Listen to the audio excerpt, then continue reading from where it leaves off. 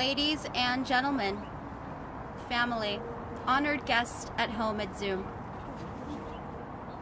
I do welcome you to Hillside Memorial Park for the service of Murray Drazner.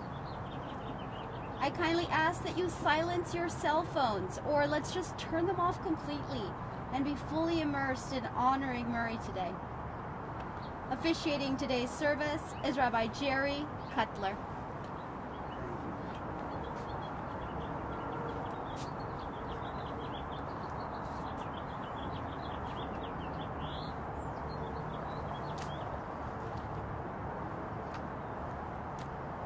Would you mind if I took this off so you can all hear me? Or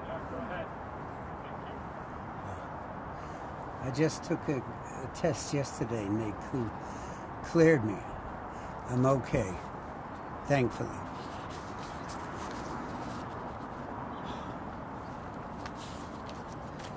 I was just here not too long ago,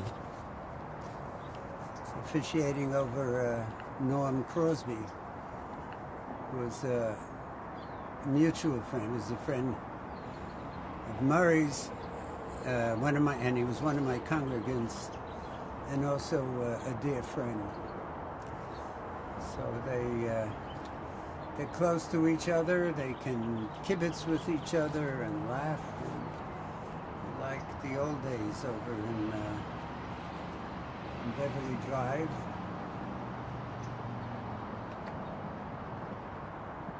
And then Crescent. And I was with them even at that time, Murray and my dear friend. I spoke to Mary, and God bless Mary. Even with deep sorrow, she was able to talk to me and tell me a background of Murray, for which I thank you. And you did so beautifully. I will tell you what we discussed in a few moments. But first,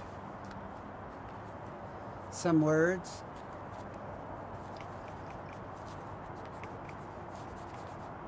It was many years ago, a great Jewish sage whose name was Ben Sira. When someone went to him and asked for words that would comfort them after having lost someone close and dear,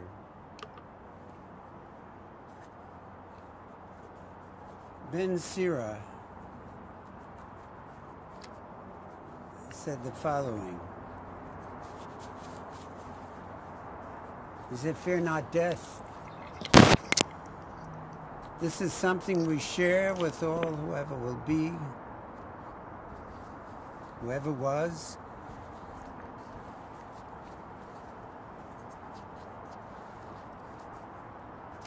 Grieve for those who have passed on. Do not hide your grief.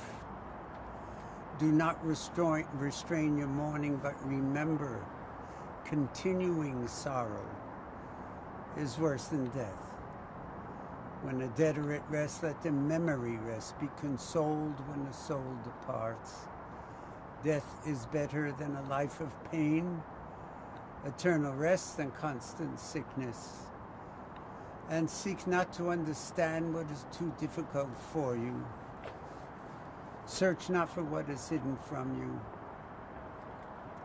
Be not over-occupied with what is beyond you. For you, my friend, have been shown much more than you can ever understand. As a drop of water in the sea, as a grain of sand on the shore, are a few days in eternity. The good things in life, they last for limited days, but a good name, Murray Drazner. Good name, good guy. And that will endure forever. Forever in the lifetime of our Jewish people, we go back approximately 4,000 years. And during those years, if you're familiar with Jewish history, we moved around a lot. We didn't want to. We were forced out of our homes and habitats, sometimes at a moment's notice. And we'd have to hitch up our wagons to the horses, take on necessities, and go from city to city, from town to town, from shtetl to shtetl, but we always brought our books. In Hebrew, we're known as Am HaSefer, the people of the book. Our books have sustained us. Our books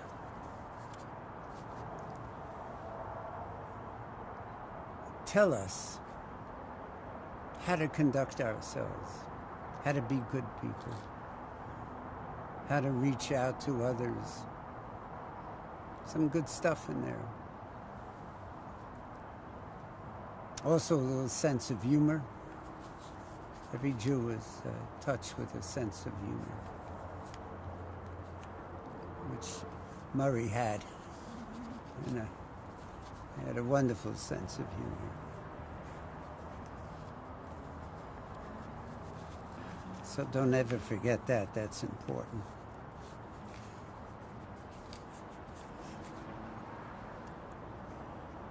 How many of us here never argued with God? We all have argued one time or another with God. That's why God is there. Someone to argue with. Something goes wrong and interrupts our way of life, or the way we want life to be lived. We start yelling at God. King David, our own King David, used to argue with God a lot, our books tell us. Until God finally said one day, he said, you know what? David, you're beginning to bug me. I'm paraphrasing. God didn't actually say that, but... And he says, he tells David to go, and now David's very young, to go out to the people, get to know the people, understand the people, and then come back. You'll come back a mensch, and we'll talk, which David does. And he returns to God. He's like a new man. And he writes the 23rd Psalm, which is in your memorial book on page 13. Does everyone have a...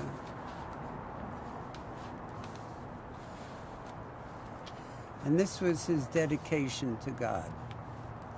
So may I ask you please to join me in the recitation. Actually, it's on page 14. The English is on page 4. I was going to have you read the Hebrew. On page 14 is the 23rd Psalm that says Adonai instead of the Lord. Because women raised their beautiful heads and said, how do you know God was a man? Why do you say Lord? Why not say something more generic like Adonai, which could be man or woman? Because no one knows if God is a man or a woman, except me. I have 5 daughters. I'm convinced God is a woman. I'm also a traditionalist, so I read what is said. And it's nice that we incorporate women. God bless them. Please join me. Adonai is my shepherd, I shall not want. God makes me lie down in green pastures, leads me beside still waters, and restores my soul. You lead me in right paths for the sake of your name. Even when I walk in the valley of the shadow of death, I shall fear no evil, for you are with me. Your rod and your staff, they comfort me. You have set a table before me in the presence of my enemies. You have anointed my head with oil, my cup overflows. Surely goodness and mercy shall follow me all the days of my life, and I shall dwell in the house of the Lord forever. Forever is a very long time. No one has lived forever. But we have, this is our forever. It's incumbent upon all of us to do something of consequence during our forever. And I know that he was in the armed forces. He was stationed in Germany. And we have two fine gentlemen who will now lead a brief service and present the flag. So I give over the microphone to these wonderful young men.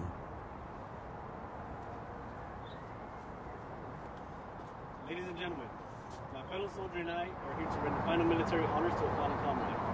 Today's honors will consist of the plain of taps, followed by the unfolding, refolding, and presentation of the flag. During the plain of taps, we ask those who are able to please stand. Current and former service members may render the proper answer. All else are encouraged to place a right hand on the podium. At the conclusion of taps, you may be seated for the folding and presentation of the flag. At this time, if you ever please rise for the plain of taps.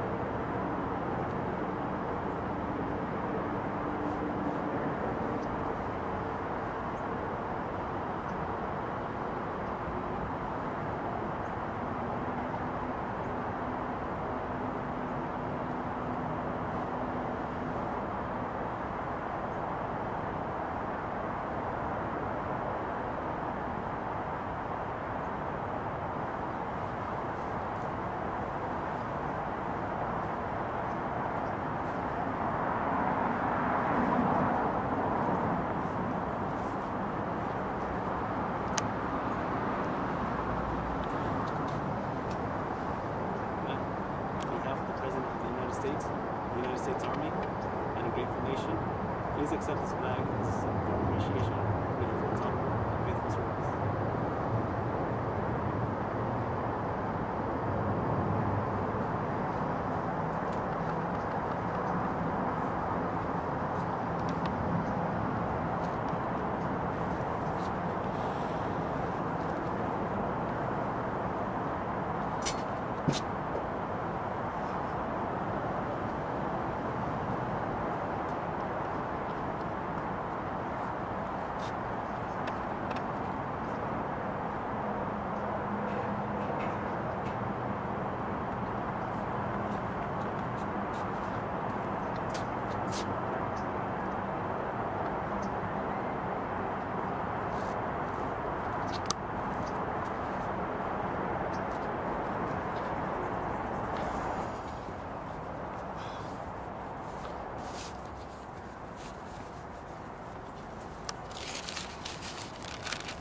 As I said,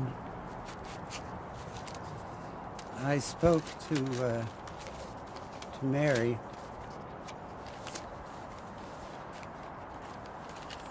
and I was writing as fast as possible.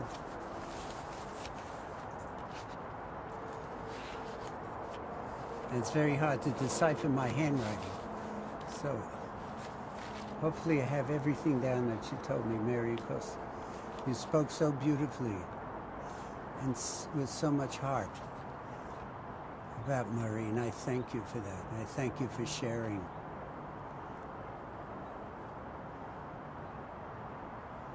When I grew up, I grew up in an Orthodox home, very Orthodox. My dad was an Orthodox rabbi. And I'd have to pray every morning, go to synagogue every day, every Saturday and holidays. It was a very religious life for me. And I went to college, was free, did what I wanted. A whole new world opened for me. But as long as I loved others, was kind, and enjoyed God's world, as my father told me, be at peace, Jerry. Go out and live your life. Murray didn't have such a religious life when he grew up. He didn't do any of the things I did while trying to be a good Jew. However, he was a darn good person. I don't think he went to temple every Saturday or observed the Sabbath. In fact, I'm sure he didn't. That didn't have any effect on him, because he was, and he always would be, a good neshama, a good soul, a total mensch. He was loving, he was caring, a faithful friend, a good friend. He was honest and caring, and he was cherished. He was cherished by the person to whom I spoke.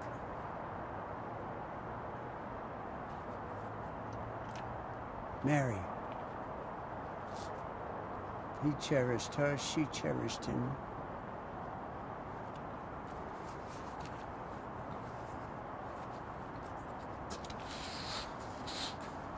Carolyn was kind enough to write all the children and who they're married to, and let me say it at this time.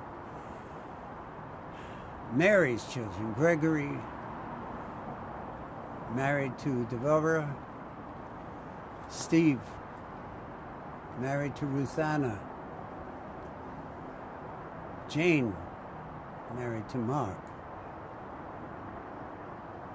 And Murray's, Carolyn, to Bobby.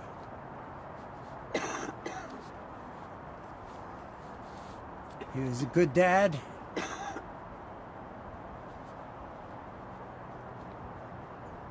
And a wonderful person. It's not often that I know the person I'm eulogizing, but this time I knew him not well. But I had a few lunches with him and Norm, and was always laughing. It was a good time, and I was blessed to be with him. He was born in the old country. I don't know how many of you know that, in the Bronx, New York. He was orphaned, and this I didn't know, when he was 9 years old. His mother passed away at 9. He spent the next 8 years in an orphanage, in foster homes, until he was 17, at which time he went out on his own. He worked different jobs to support himself.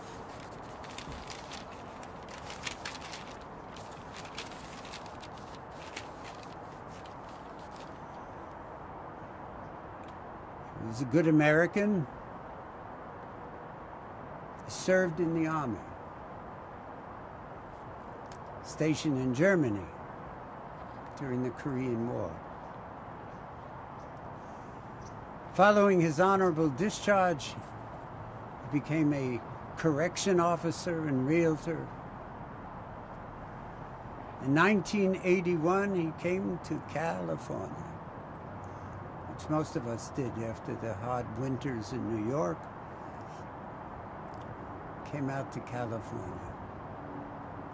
He settled into a life that he acclimated to right away, and he loved. He had an opportunity which he took to become part owner of the Cage à Feu nightclub. One day, this lovely woman, Mary, called to make a reservation at the club. As fate would have it, he answered. They had a brief conversation. He wrote down what he had to, made the reservation.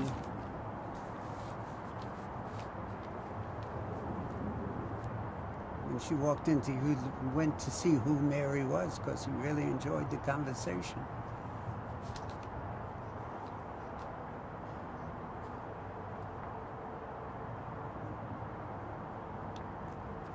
That must have been one heck of a conversation, because they were together for the next 19 years.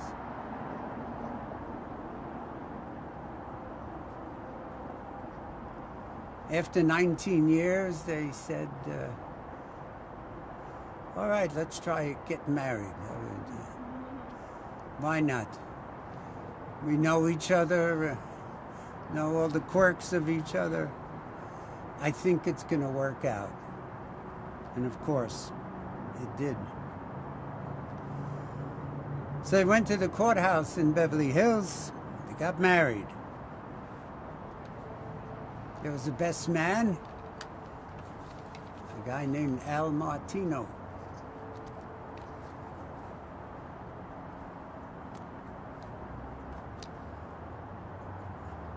When he was busy at the club,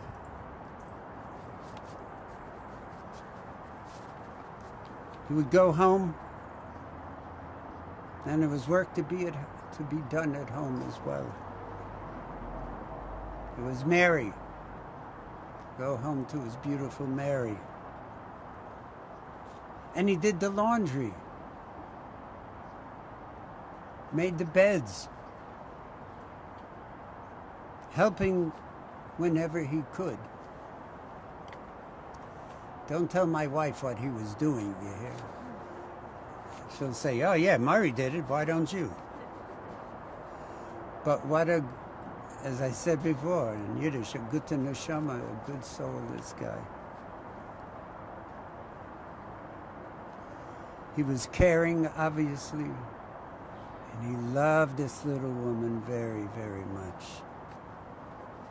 He also loved celebrities, was always taking pictures with them,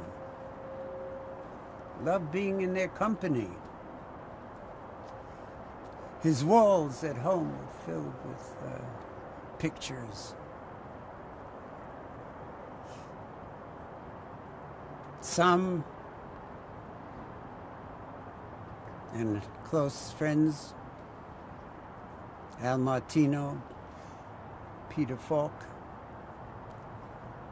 and Norm Crosby. There were so many good friends and so many celebrities. I understand the family is compiling a book titled Who's That with Murray? I want a copy. I'll pay for it. After the club closed, Murray got into horse racing. He even had a first place winner at Santa Anita. First place. Murray and Mary, M&M, and who doesn't love M&Ms? You were loved. Murray and Mary.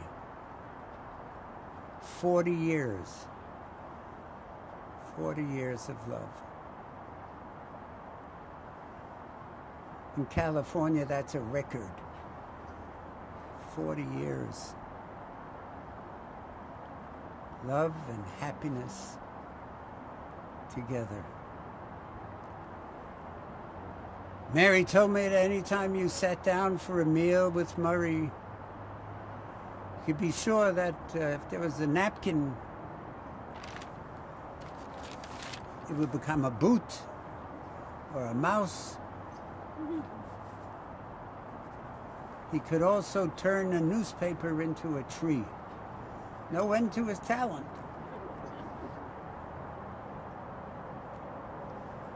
And he loved his heritage and was very proud of being Jewish. And God bless him. Mary, you had, I don't have to tell you, you know, you had a good man, a very good man. And I wasn't with him too many times, but when we were, as I told you before, it was laughter and kibitzing.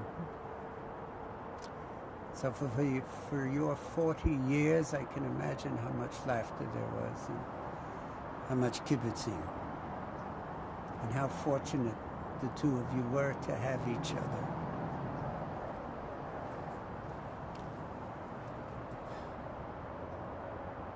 The last time I saw him was on Crescent at a restaurant. Is anyone here from that restaurant? No, good. The most terrible food. But the company, wow. What a pleasure it was for me to sit right across from him and share the stories. That was nice.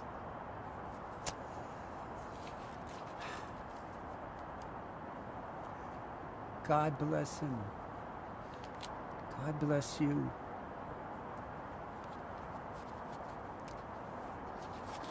He will long be remembered. And when you think of him, may that smile always appear and never fade. He did good. May he rest in peace forever. Amen. Gregory?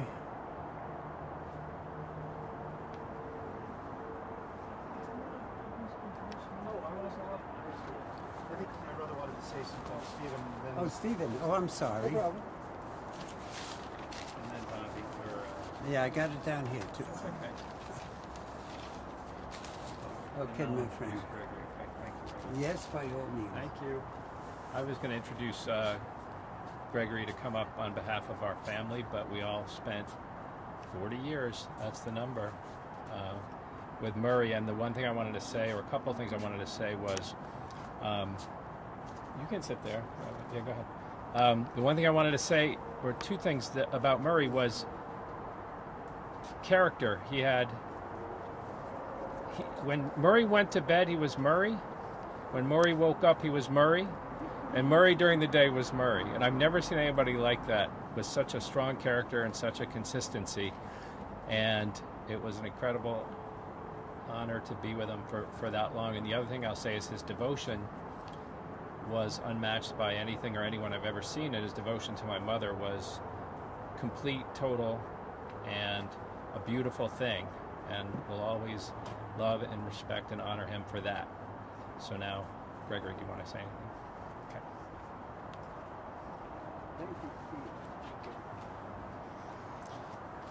I think you don't choose your family, and that's probably a good thing, because we probably wouldn't make good choices, right? If we did what we thought would suit us, it would not be such a good environment. But in the case of Murray, I went to live with Mom and Murray. I think it was about 11 or 12 years old. I came from Florida, and I went to live with them. So, first of all, think about this. Murray, the nightclub owner, Murray, the orphan, Murray is okay with that, right? So that's the first thing. And at first we did not get along, but when I look back on it, I think I had the better end of the deal, actually. And when I look now, and I have the benefit of having had a really great life, and I certainly, knock wood, want to continue just as it has been, you start to think about how were you reformed? Why do I see things the way that I see them? Why do I, why do we, whatever, we're formed by our family. And family is a circumstance and a choice of all the involved. And so I want to share with you 3 critical lessons that I was thinking about. I really thought about it since my brother asked me. I was thinking, I think you best remember people if you remember what they taught you, right? Not necessarily how they behaved or how they always were or weren't or this, that, but like what did you come out of that experience learning? Because learning, I think this is Jewish tradition to a certain degree, learning is how we evolve, right? People of the book, right? And so here are 3 lessons that I learned from Murray, told roughly in chronological order. So when I was 11 or 12 or 13, I was not the most well-adjusted kid. We all have a whole bunch of stories as to testament to that fact. And one of the things I was missing was a critical sense of order. I wasn't a very organized kid. I didn't, worse than most. And I remember one time Murray trying to help, because Murray, he was not a pedagogically, philosophically, he was Murray, a very consistent character, but he always cared. And Murray believed in very simple things. And I had never encountered simple arguments or simple things. It doesn't mean he was a simple man, because he actually wasn't. But he believed in very simple things, and he believed good things came from simple things, that if you adhered to them, right, the right thing would happen, Gregory, and that sort of a thing. Here's the first one. First one was, I don't remember exactly the search. I was trying to find something. I think Mom was mad at me because I couldn't find a thing. It was something I was supposed to have, and I should know better. Murray comes in, and he's sort of watching me, and then he tries to help, and he opens up my drawer, and he goes, "Jesus, Gregory, I was a corrections officer for a number of years. You have the drawers of a junkie." Right? Drawers of a junkie. I remember that moment. So whatever. I was 11 years old. It's 1981 or whatever. I don't even know what a junkie really even is. Right? Here's this guy. You have the drawers of a junkie. I'm like, well, what do you mean? He goes, "Gregory, you can't find anything here." He's like, "Whatever. Gregory, if you just, take a thing, whatever that thing is, pick a place for that thing, and tell yourself that this is always where this thing is going to be. Easy. Let me show you. Here's the thing. Now, I know it's there. My car keys. I know where my keys are. I know where these sorts of things. Just, it doesn't have to be complicated, Gregory. Just think of a thing, right? It's easy. Your mother is all about the grades. I don't care about the grades, right? All you got to do is just keep it simple and just put things always in the same place. You'll be happy, right? That was Murray. That was lesson number 1. Damn it if the man wasn't right, right? Damn it if now when I talk to my kids, I channel him, right? Not in the same voice in my own particular way, but it was a very formative figure. Even in my business life, it was the same thing. I remember talking to employees like that too. I'm like, just put it in this, oh God, Murray, you know? But it was a great lesson. Here's the other one. This one was my favorite one, and this is the one that I actually used again and again and again. And I'm not making stuff up out of sentiment. I mean, I'm really grateful to the man for this. I also was a bit of a know-it-all, right? I believed that, you know, you kind of, you know, you'd be puffy. Oh, I'm the guy, I know. I always like to explain things, you know, whatever. And I remember I was talking to Murray, and he just asked something somewhat innocent. I gave this great explanation or like whatever, and I was, and I just watched his face. It was just kind of like, as I was going, he just let me go, and he goes, Gregory, it is perfectly okay to say, I don't know. I don't know. Say it. I say it all the time. I don't know a lot, you know? Say I don't know. Everybody appreciates that. Nobody likes a guy who's always saying, I know this. Nobody likes that guy, okay? You say you don't know, and you know what will happen? They'll tell you. They'll teach you. You'll learn, right? Try it. You'll like it, you know? It's the second big lesson of Murray. Again, you know, you fast forward to your own life or whatever, you really want to give credit to the man because that turned out to be supremely true. And I'm very happy that I got the opportunity multiple times, not only to make the man fly with me in an airplane. I'm the only guy that got that to happen, right? Because I like to fly and I got to do it. Not only did he, at 85 years old, get on the zip line with my kids, right? Which also happened to him. And this guy, he would do anything, right? He was a light. And so that brings me to the third lesson, right? I have used a lot of Murray's philosophy, and I got to tell him. I got to say, you know what, Murray? You were right about everything. Because he really was. Because if it's simple enough, it's right. So here's the last one. You guys will all know this one. You'll laugh, particularly if you lived with him. Gregory, you're leaving a room, the light switch goes, light switch goes off. I have endured, as you have too, so many lessons where he not only would say it, he would demonstrate it, because maybe you weren't getting it. Did you ever get that? Gregory, off, on, off, on. See what the bulb does? Off, on, off, on. I don't understand it. Why would you want the light on when you leave a room? Off, on, off, on. Very easy. One of the very simple things that if you do, it'll work out. And it isn't even just about the light, Gregory. It's about waste. It's about, like, you know, just it takes so little to do this one thing. So that was another great lesson, and although I have to say I'm not great on the lights, even now, that philosophy also, it's like, yeah, you know, look, maybe I didn't always agree with how you said it or whatever, but by God, you were right about everything. Except one thing, and I'll conclude on this, right? Murray said that when you turn the light switch off, the light went off. In his case, though, the switch is off, but the light stays on, right? Like, honest to God, you know, for me, and for my mother too, you know, as the rabbi says, everybody dies and all of this, but their light does not. You can call that forever, you can call it whatever, but so long as you reflect on what you learned from the person, that person is as alive, at least for you, you know, as they ever were in real life, and it remains so. And you pass those lessons down, you're a changed person, your kids, so on and so forth. So to Murray, I would say, I got you on that one. The switch is off, but the light stays on. And those are my lessons from Murray.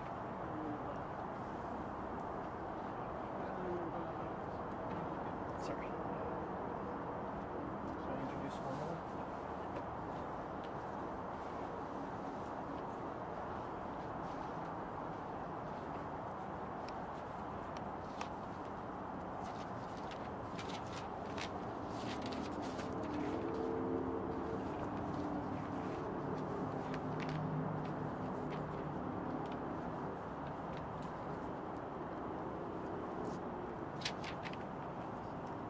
Thank everyone for coming today to honor my father here in person and virtually. We can all agree 2020 was a challenging year, and my dad's sudden passing on 12/31 was the explanation point. Murray lived a blessed, long, and happy life, and healthy. Yes, he had a difficult beginning, but those experiences shaped him, his personality, his quirks, and how he lived his life. I recently listened to an interview that Lindsay had done with him, and it prompted questions to have him reflect on his life. He talked about times in his life that he did not share with me when I was growing up, especially his early life, the loss of his mother, surviving the time in the Army, in the case of the flu that delayed his deployment. All his friends went off to Korea, and he went off to Germany. He was determined to teach me all the basic skills of being a kid. I have memories of him teaching me how to ride my bike, encouraging me to get over my fear of the water, and of course, throw a ball. I remember one day I fell off my bike, and I came in crying, and my knee was bleeding, and he patched me up, because in the Army he was trained to be a medical technician and learned the basic procedures. He also made me a Purple Heart to help me make me feel better. He taught me the games of football, baseball, and basketball. He took me to major league games. I often brag I saw Joe Namath play in person. It was a cold and windy day, and we know how he hates the cold and the wind. I begged him to stay because he wanted to leave, but he stayed. He had street smarts and can size up people very quickly. You can tell if you were genuine or a fake. He was guided by simple basics of right and wrong, and they were from his Jewish upbringing. My father had dreams of coming to California, and he made them come true in 1981. Shortly after arriving, he met Mary. She ignored all his grumbling, and off they went, and together they created a beautiful life. Murray was many things to many people. To me, he was a proud grandpa. He loved Alana's red hair, and he wanted her to be a model. He named his first racehorse after her, Alana Star. He was a kid at heart and enjoyed playing with his grandchildren. You can count on him to give them a toy that was made noise and needed batteries. He was a collector and saver of stuff. And when he gave Alana a collection of Power Ranger action figures, he said, "Keep them, they'll be worth something someday." We still have them stored away. He gave Matthew Lionel train sets and the same advice. "Keep them, they'll be worth something someday." He was reliable. He called every Sunday at 3 o'clock. He shared who we went to lunch with, and we'd catch up on the family and what was going on in the world. It was something I looked forward to each Sunday. Recently, if I didn't get the call promptly at 3, I called him. He always started the conversation, "Hi, Carolyn, it's me." I always thought that was funny. I could recognize his voice anywhere. While cleaning out his desk last week, we found his business cards. Printed on them was, "It's me." That was his sense of humor. Under COVID, the conversations changed. Nothing much going on, same as last week. The weeks are just flying by. Our last call was on December 27th at 8:30 p.m. I had lost phone service due to the explosion in Nashville on Christmas Day. He had sent me a text asking me if we had received our service back. I called him to let it know it was, and that call lasted for 13 minutes. I thought I would speak to him again on New Year's Day, and we'd wish each other a Happy New Year. I will miss our calls on Sunday. Mary, thank you for sharing the last 39 years of his life with him. They were filled with love, family memories, and travel adventures.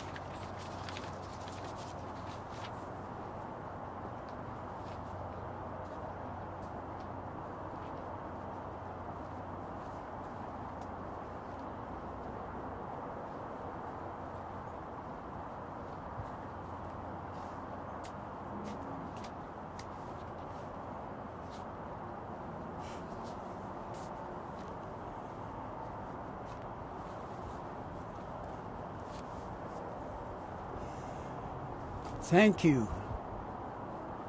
You all spoke so beautifully. It came from the heart.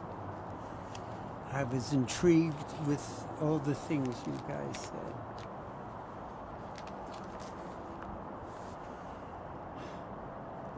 I know it was difficult, but you rose to the occasion. And if anyone deserved it, Murray did. So God bless you.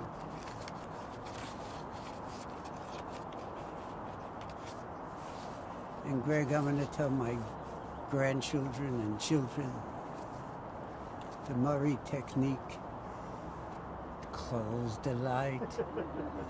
I'm going to remember. It gets me crazy. But I'll definitely remember, so thank you for that. You did okay, Mary. All of them are wonderful.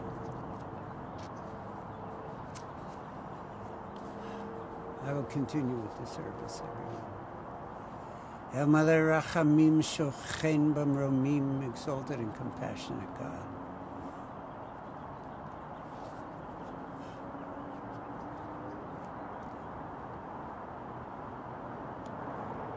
Hamatzei Menucha Nechana Tachas Kanfei Hashchina, we ask that you grant infinite rest. Malos Kudoshim Etorim Gozor Kia Mazhirim. Infinite rest to our friend Murray. I'm so happy that I got to know him.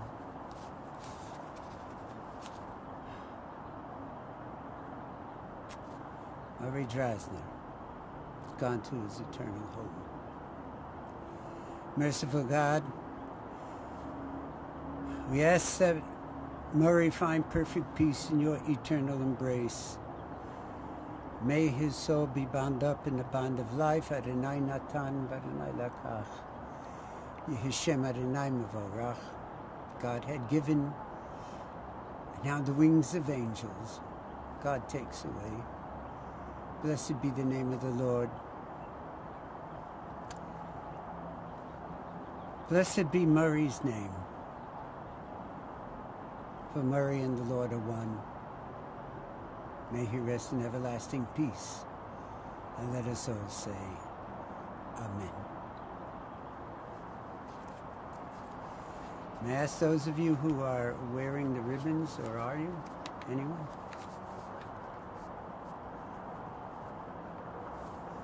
No ribbons, okay.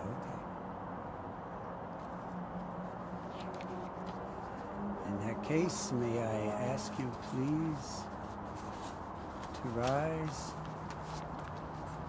The last prayer that we will say today is the mourner's prayer.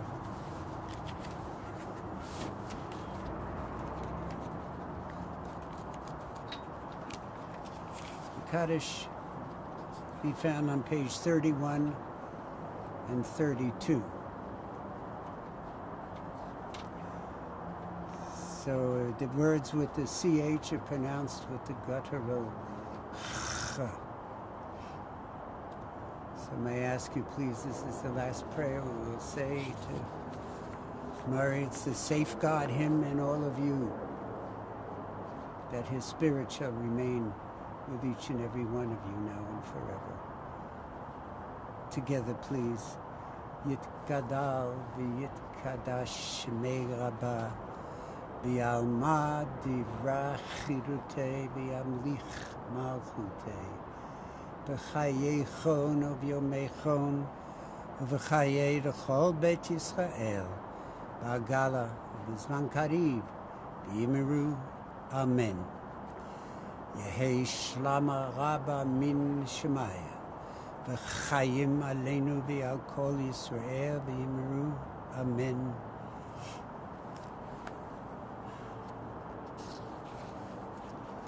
Yitbarach v'yishtabach v'yitpa'ah v'yitromam v'yitnaseh v'yitader v'yitaleh v'yitalal shemei dekudusha b'chu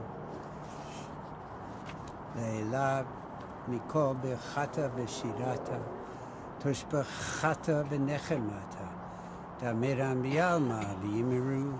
Amen. Yehei shlama rabba min shemaya v'chayim aleinu v'al kol Yisrael v'yimeru. Amen.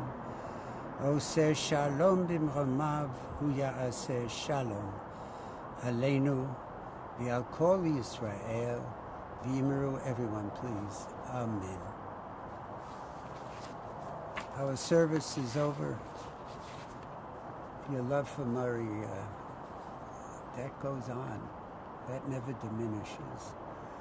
So may you all have great memories of Murray.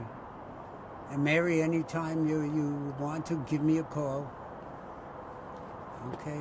If times are hard and sometimes you become very melancholy, I'm there for you. Okay? If I ever meet any of you again, I hope and pray it's at a happy occasion. God bless you guys, now and forever. Amen.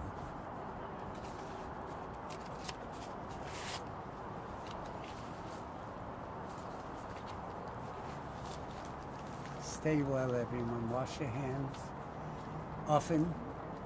Stay away from people. Wear the mask at all times.